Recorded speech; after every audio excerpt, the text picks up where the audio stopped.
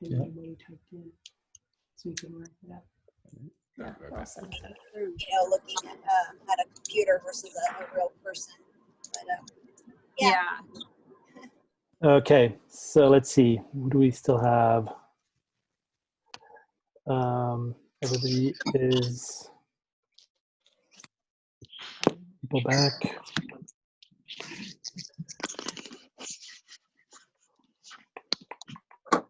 So I hope this was a little bit helpful. I hope you guys had a good chat, and we will do that every time we meet. We will spend some time together, because I really do believe this is really, really important for you all to get together and for you to sort of compare notes. I'm just wondering whether there are any themes that are come up in your chats, the things that are like similar that you want to bring up. If you could put that in the chat. Make sure you mute your phones as well.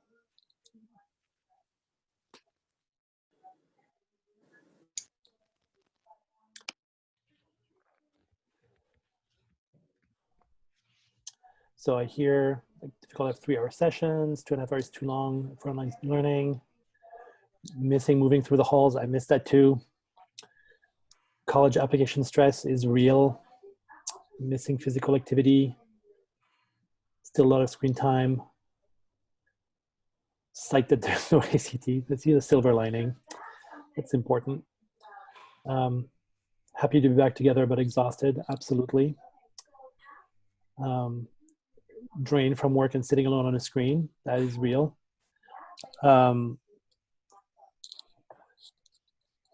Difficult morning transitions without drive to school. A lot of extra work this part of the day, but getting college ready. Worried about college essays, college stress. Sessions are too long. Stuck in the room all day.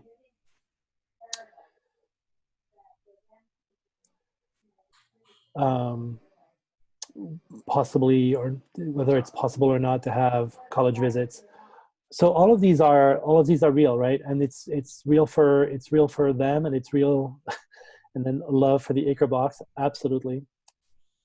Too many assemblies, interesting. That's good. That's actually interesting. That's an interesting feedback, actually. Thank you for that. So as I said, I've actually managed to interview 60, I think the count is like 62 of the seniors. And one of the things that virtually probably 95% of them tell me is that they say that, you know, they were really, really, really scared before the beginning of the year about the 2.5 hour sessions. And virtually 95% of them say it's not as bad as they thought it was going to be. Now, I'm not saying it's perfect.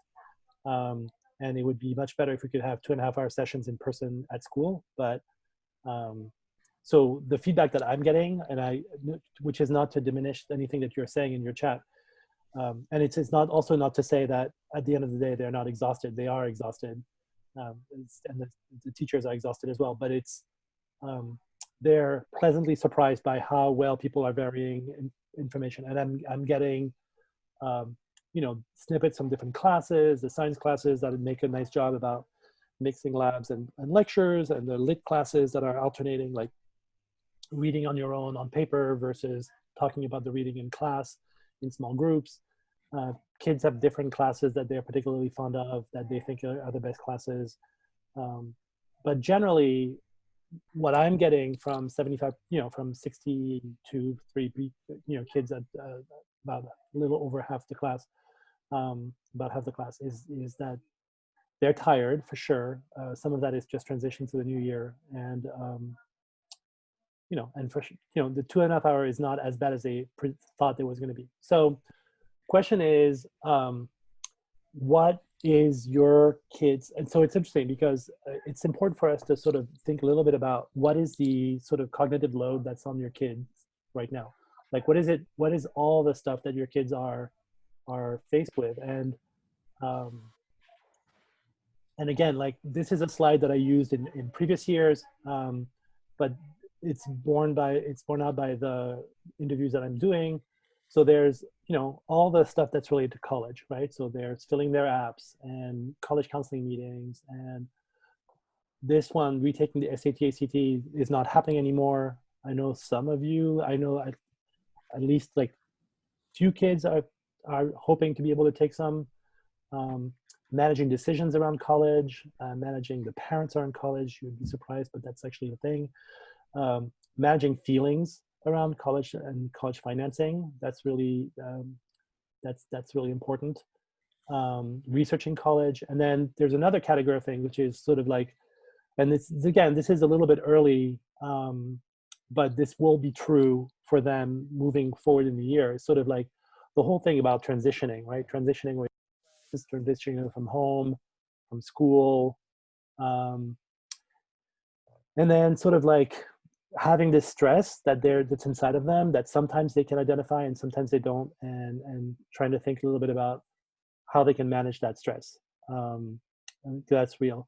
And then there's there's the college in green, there's the transition in red, and then there's all the blue stuff, which is all the school stuff, which is real for them, right? Keeping up with assignments, worrying about grades, senioritis. Again, it's too early. Thank goodness it's too early.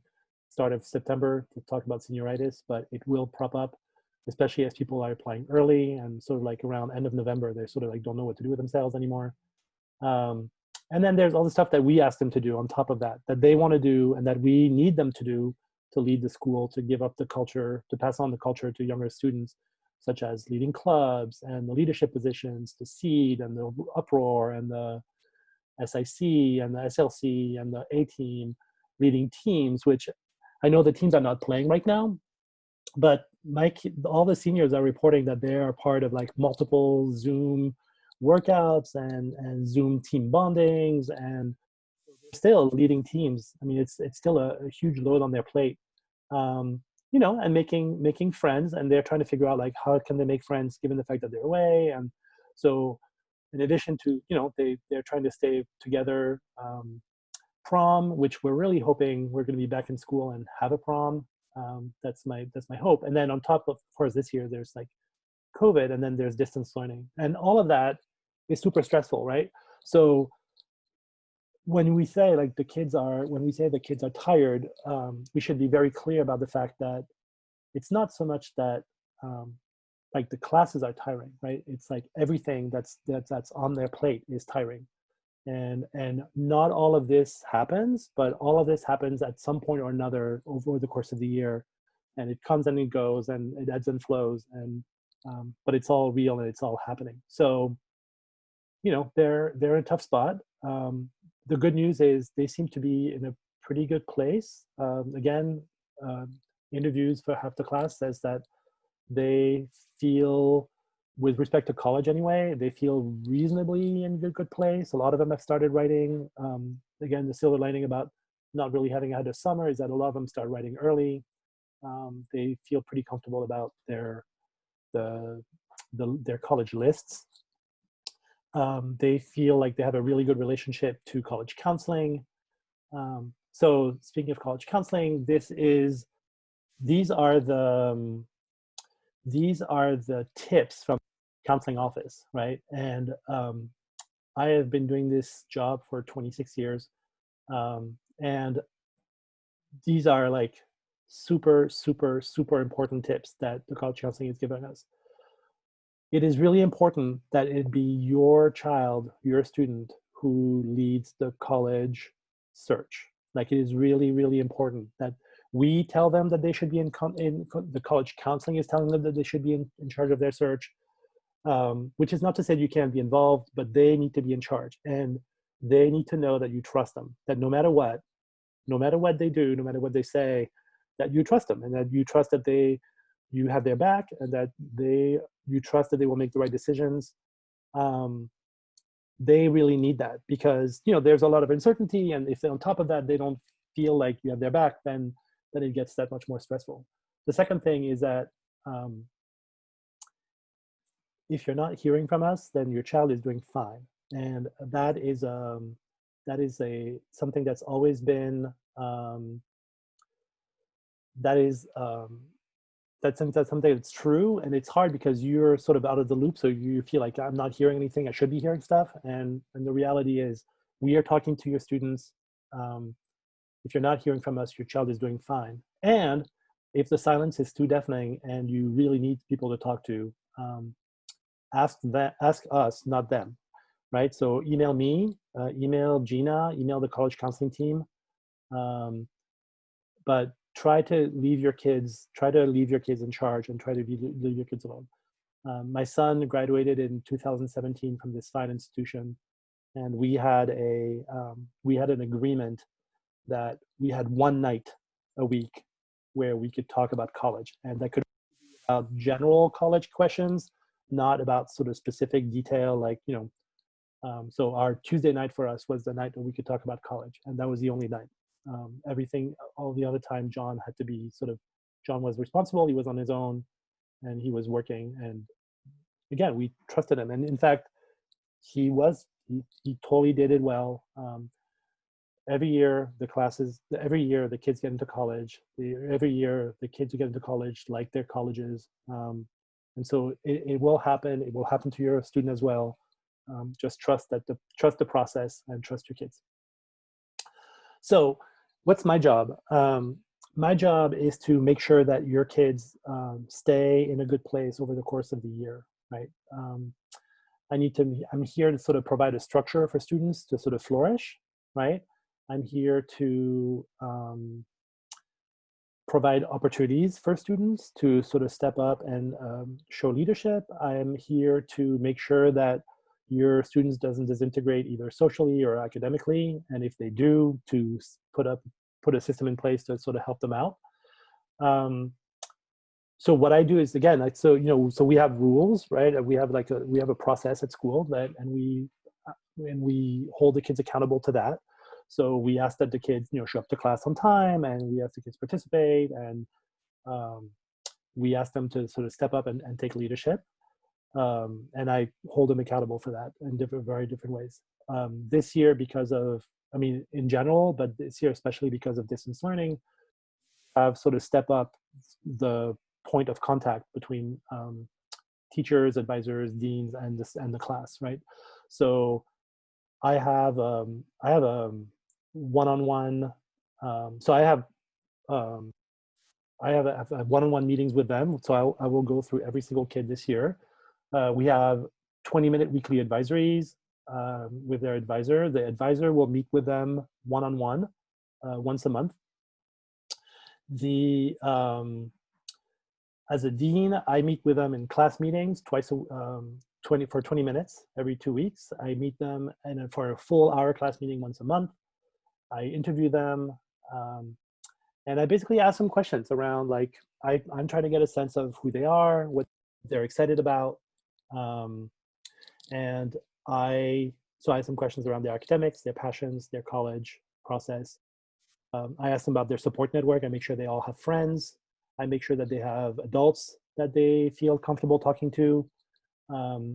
I ask them about the other stressor in their life, or is about to be a stressor in their life, which is their SSP. And then I ask them about senior rotation, which is something that I laid on them, which they are going to, which I will talk about in 1 second. So that's sort of like what I do, right? Senior rotation. So one of the challenges that every year seniors have, which is to figure out how to transfer how to transfer, to convey a sense of culture from the senior class down to the underclassmen.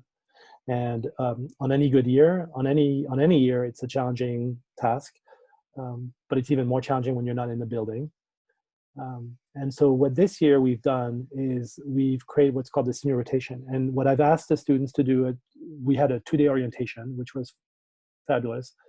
And the students identified important features of the Bay culture that they want to promote, that they think that Bay cannot do without, right? Think of that as sort of like the Bay way. And they talked about things like morning meeting, and they talked about their clubs, and they talked about all kinds of different things. And then we talked a little bit about rituals that were important to them, and we talked about attitudes, state of minds that were important to them. And they then pledged as a class that they would individually attempt to support that and promote that at school to other students, even though we're off campus. And what they're doing is each senior is asked to participate in some community building event.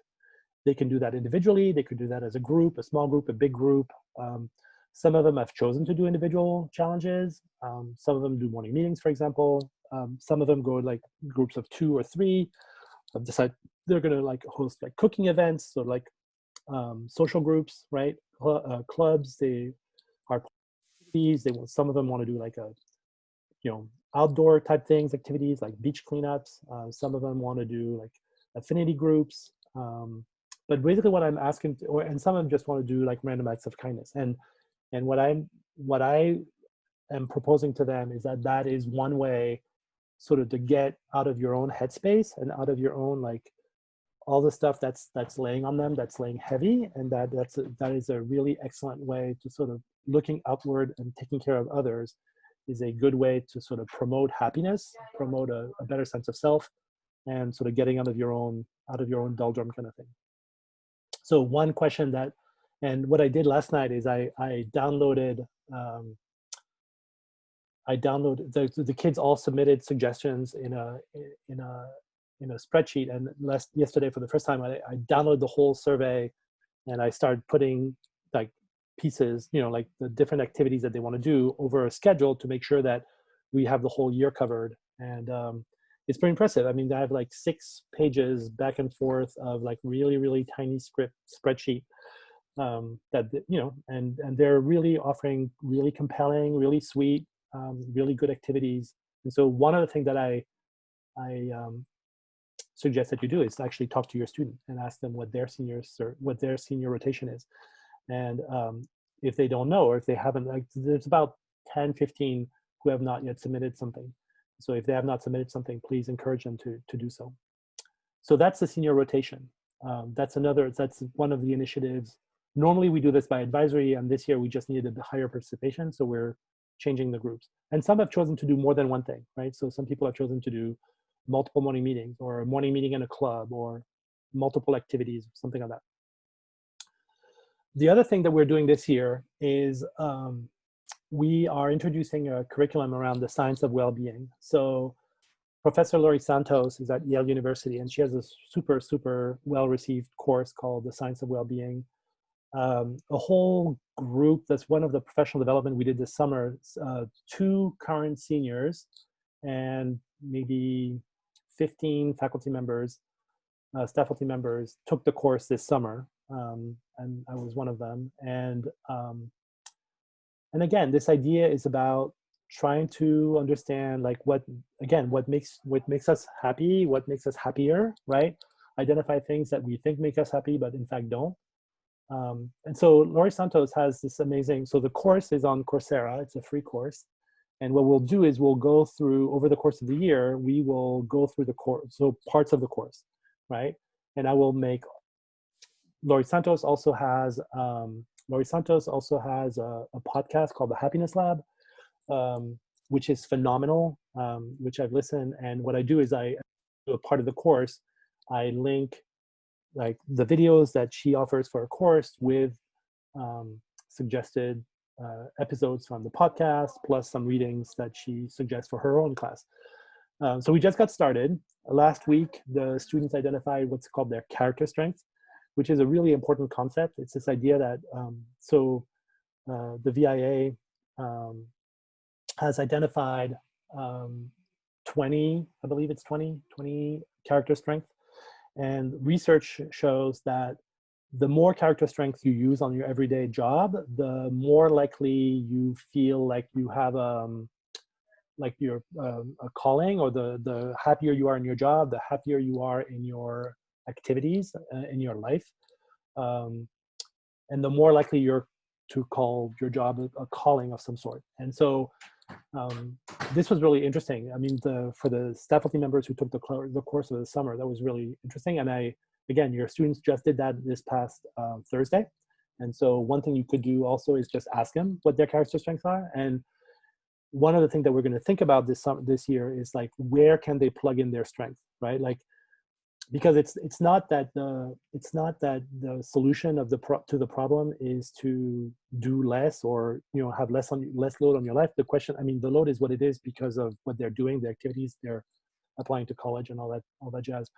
So the question is really is, if you can have that load, but target that load with, in your mind, your character strength, then it's actually less burdensome and it's easier to go through. And there's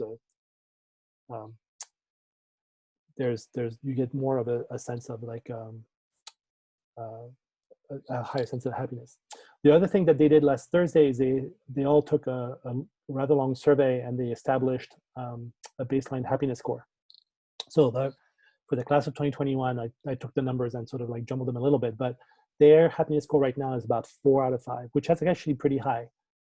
Given the fact that we're in COVID, given the fact that they're away from their friends, given the fact that they haven't seen anybody all summer, given the fact that they're stressed because of college, I actually thought that was a win.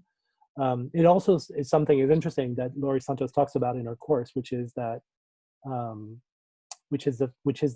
people always sort of overestimate how happy something is going to make them, and how happy they will be because of a bad experience, and how happier they will be because of a good experience. And so, it's interesting. A 4 out of 5 actually is that they're right in the sweet spot. They're exactly where they're supposed to be.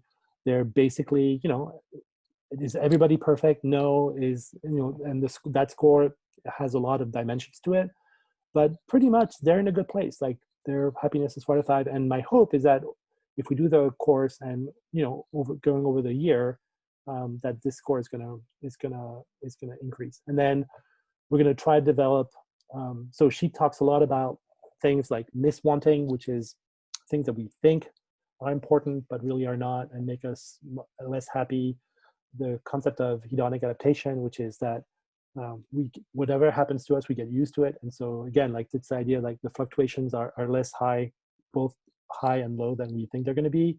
And then this amazing thing called WOOP, which stands for wanting object, something about like what you wish, and then visualizing what you want, and then visualizing what happens if you don't what you want, visualizing like being able to visualize how good it's going to be when you get it, visualize a plan. So if things get in your way, like how you're going to get out of the rut. And this WOOP system is something that we talked about this summer as being really, really powerful. And a lot of us faculty have actually started using that system for ourselves.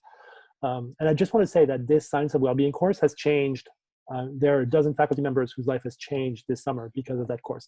And I'm really hoping that we can get the students to buy in and to use that course. So anyway, that's a little bit what I had with 545. It was a little fast. At this point, what I would love is, thank you, wish outcome obstacle plan. Thank you for that. I'm just curious, like, if you guys have questions or concerns, something that you can put in your put in the chat, and that maybe I can go over, or at least later.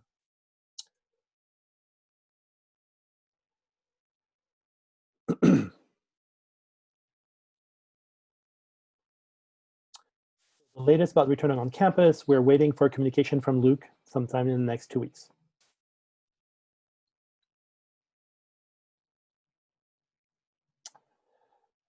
Let's see, we could send photos of what students look like after 2.5 hour class. Yeah, no, I'm sure. Yes, please do that. That would be actually, that could even be funny actually. But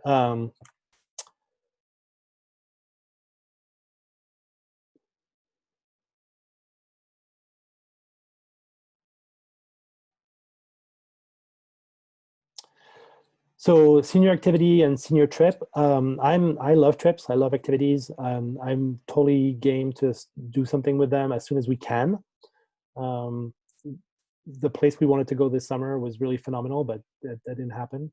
So I'm hoping that maybe we can cover it sometime this year and try to do something later in the year when we can actually get together. That would be my hope anyway.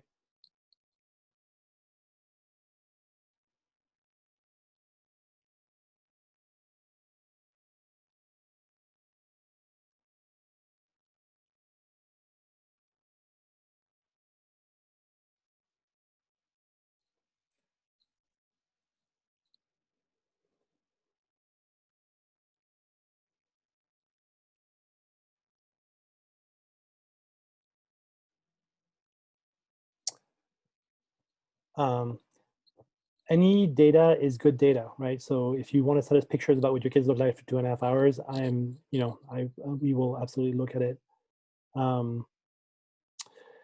If there is a return to school, will it be optional? Yeah, for sure, almost assuredly, right? Both for teachers and for students, for that matter. So absolutely, yeah. If they're, I think the people who want to come back will come back, and people who don't want to come back will stay away. And I think that'll happen both for your students and for your teachers. So.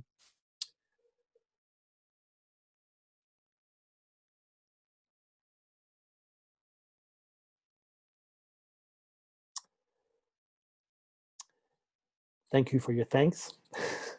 They're a really sweet group. I really like this class. For some reason, I guess when they came in as a bubble class, I sort of like took on extra, physics classes so I can actually teach more of them. So I actually have I feel like I have a good rapport with that class. They're really, really sweet. They really want to do well.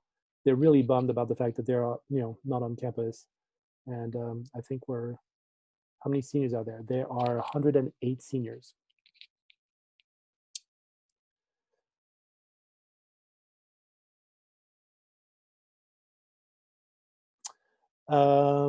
Parking is available in the Presidio. It's a paying parking for everybody, including the faculty. How will staff it? Yeah, so that's interesting, right? So if we have a hybrid model where some people are at home and some people are online, we will figure out a way to make it happen. I think there is technology out there that allows, like there's a camera that provides sort of like a Zoom picture of what's happening in class, plus the individual people who are on actual Zoom calls, who are from away, and there's a way for all of those people to collaborate. We've tried, some faculty members have tried to sort of like play with that this summer, but then we moved to like, we're all going to be off campus for a while, so we stopped pushing that initiative. But there is technology. We are planning on using it. We'll figure it out. I mean, the same way that HVAC retrofitting. Ventilation is key. That's what I heard as well on listening to NPR. My vote is just to open the windows rather than using HVAC. But I don't know the system. The true answer is I don't know that they've retrofitted the HVAC system. I don't know that we even. Yeah, I don't know that they've retrofitted the HVAC system at school. Will attendance be flexible? I think for the sake of, again, I don't want to speculate because I don't exactly know how the plan is going to be. I think it's going to be complicated enough to deal with both like an online crowd and an in-class crowd. So I would assume that if we can make it as stable as possible so that it doesn't change on any given day, that would be better, but I don't actually know that for a fact. So again, stay tuned. If and when we actually do in-person classes or a more like a reduced population, a slightly smaller population, then we will let you know what the protocols are going to be.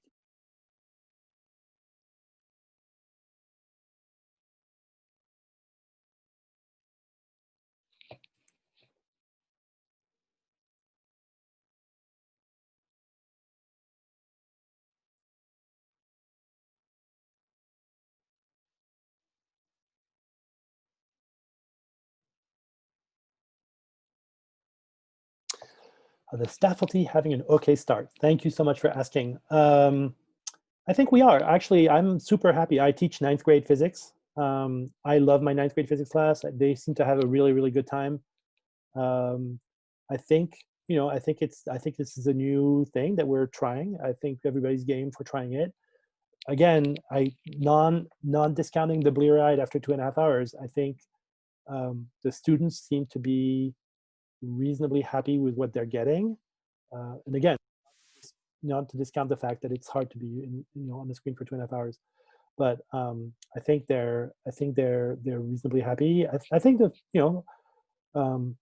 my goal is to take all the interviews that I've done and actually thank the faculty members that have sort of come up from the interviews. As like, I asked each one of the kids about what are the the highlights, like what are the classes that really make a particularly good use of the time, and so for me to sort of send them a thank for doing that.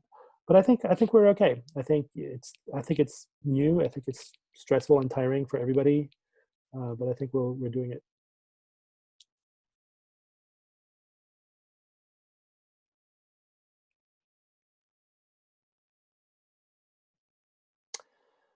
Um, hmm. So there's an interesting. So one thing that I could put out to the group. So yeah, I mean, and again, like whether it's going to be remote or not is it's not even our decision at this point. It's entirely San Francisco, and then but there's a question about, and again, I'm gonna, I hope you know who your parent reps are. Stephanie B. Phillip being one of them.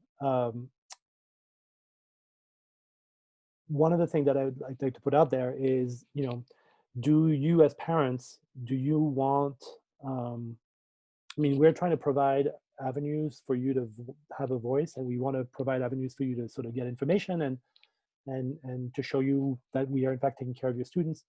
But would it be helpful for all of you to have venues that are like faculty free, where you can just be amongst yourselves and chat? So if that's something that you're interested in, maybe you can send Stephanie Phillip an email and let her know, and then we can help in as much as we can, like facilitate the space for you guys to convene, or you can do it, or you guys can do it on your own. But that's something that I want to put out there. If you feel, again, if you feel like you need more chances to talk to one another and more chances to sort of share, that would be something that I think you need to decide as a group.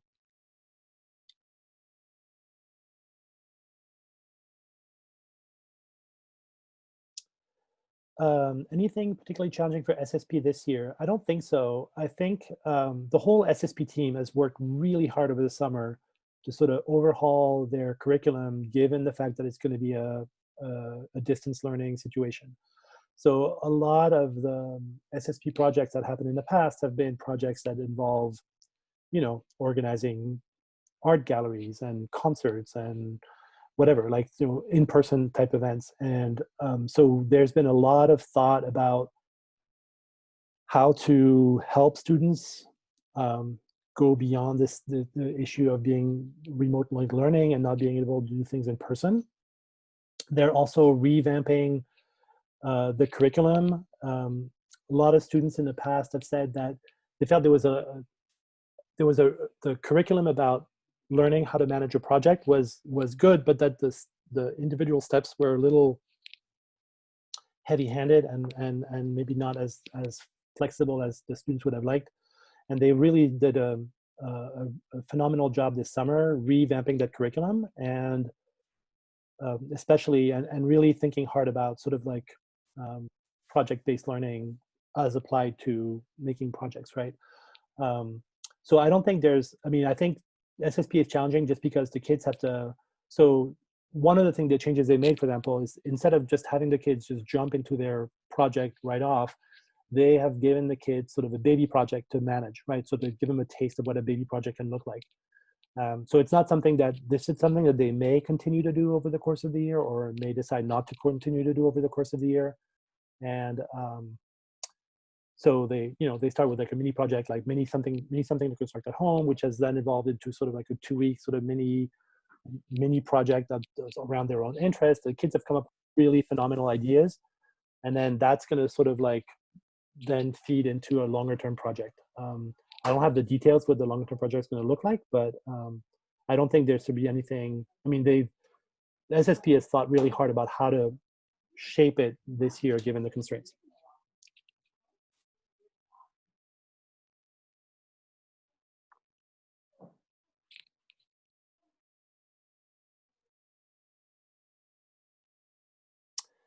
You are so welcome.